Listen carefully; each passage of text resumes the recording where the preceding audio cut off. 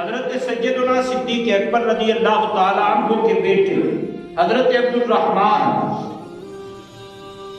اپنے والد گرامی سے ایک مرتبہ عرض کرتے ہیں حضور غزوہ میں آپ میری تلوار کے وار میں کئی بار آئے مگر میں نے اپنا وار الگ کر دیا، ہٹا دیا، تلوار پیچھے کر لی، اس لیے کہ آپ میرے باپ ہیں۔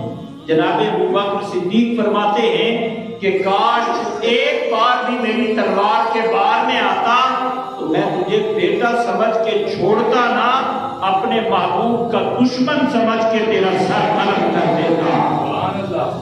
یہ تو بیٹے تک کی بات ہے۔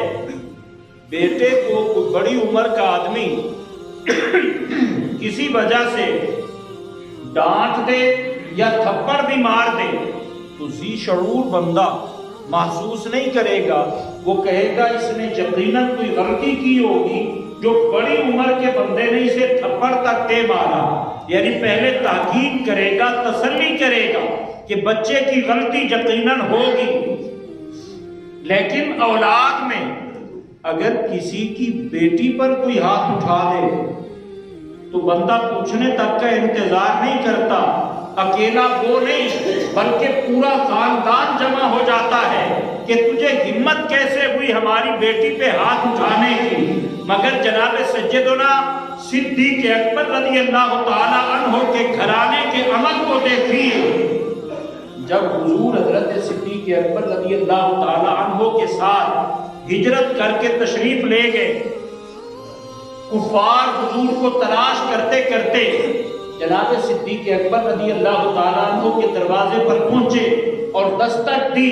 حضور صلی اللہ علیہ وسلم کے غلام جناب ابو بکر کی بیٹی حضرت اسماء دروازے پر آتی ہیں اور ابو جہل نے پوچھا کہ تمہارے بابا کہاں ہیں؟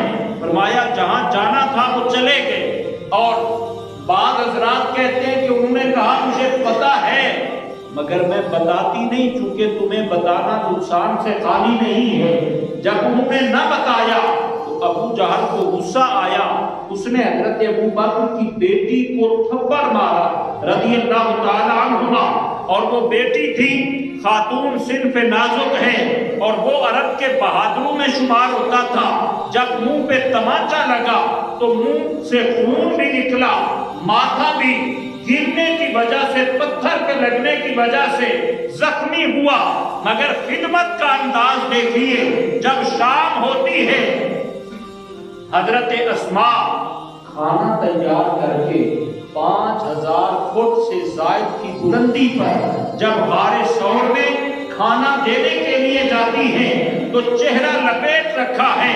حضور کی نظر پڑی تو آپ نے فرمایا بیٹی یہ چہرہ کیوں چھپا رکھا ہے؟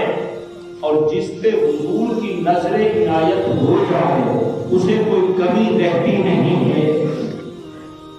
حضور نے پوچھا، حضرت اسماء خاموش رہی۔ آپ نے جناب ابو بکر سے فرمایا کہ بیٹی سے پوچھیں یہ مسئلہ کیا ہے۔ جب باپ نے پوچھا، بیٹی سر جھکا کے عرض کرتی ہے ابا جان بتا دوں یا کپڑا ہٹا کے دکھا دوں؟ جب کپڑا ہٹایا بیٹی نے تو ماتھا زخمی تھا، پوچھنے پر بتایا کہ اس طرح کفار پوچھنے آئے تھے، مگر جب حضرت اسماء نے اس کیفیت کو بیان کیا، رحمت للعالمین آقا جناب صدیق اکبر کی وفا پہ اپنی ماں البصر والی آنکھوں سے آنسو بہا رہے تھے اور فرمایا ابو بکر تم نے وفا کی انتہا کر دی، تم غار میں رہ کر خدمت کر رہے ہو، تمہارا گھرانہ گھر میں رہ کر خدمت اسلام کر رہا ہے۔ تو اولاد بھی نبی کریم صلی اللہ علیہ وسلم کی محبت میں قربان کر دی۔ وطن سے بھی انسان کو محبت ہوتی ہے۔ جناب سیدنا صدیق اکبر رضی اللہ تعالی عنہ مکہ المکرمہ جیسے عظیم وطن کو جب نبی کریم صلی اللہ تعالی علیہ وسلم کی طرف سے حکم ملا، آپ نے اپنے گھرانے کا، اپنے بال بچوں کا، اپنے کاروبار کا، ہر چیز کا فکر چھوڑ کے غلامی مصطفیٰ میں مکہ المکرمہ جیسا وطن بھی قربان کر دیا ہے۔ تو ساری کی ساری چیزیں قربان کر کے بتایا کہ سب محبتیں بعد میں ہیں، محبت مصطفیٰ سب سے مقدم ہے۔ تو اللہ کریم فرماتا ہے فَأَمَّا مَنْ أَعْطَى، بہرحال وہ بندہ جس نے دے دیا۔ جناب ابو بکر وہ ہیں کہ آپ کے پاس جو کچھ تھا آپ نے حضور کی خدمت میں، اسلام کی خدمت کے لیے پیش کر دیا۔ اس وفا کا صلہ کیا ملا کہ نبی کریم صلی اللہ تعالیٰ علیہ وسلم نے اپنی معیشت میں، اپنے قرب میں، اپنے روضہ انور میں دفن کی جگہ عطا فرمائی کہ جب تک رب کی رحمتوں کا نزول حضور کی ذات پر ہوتا رہے گا، ان رحمتوں کا سب سے پہلے حصہ جناب ابو بکر کو ملتا رہے گا۔